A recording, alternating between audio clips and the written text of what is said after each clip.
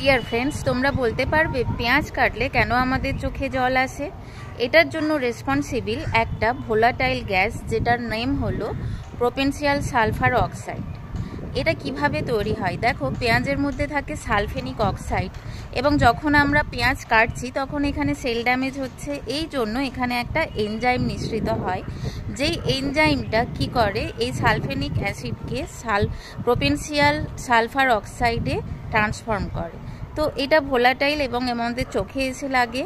তো আমাদের আই সারাউন্ডিংয়ে যে সমস্ত নার্ভ আছে এগুলোকে এক্সাইট করে এবং ইরিটেট করে।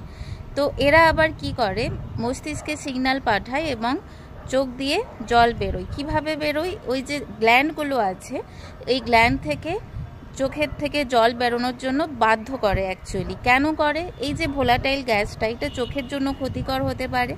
তো এই ভোলাটাইল গ্যাসটাকে অ্যাকচুয়ালি ওয়াশ আউট করার জন্যই আমাদের চোখের থেকে জল পড়ে।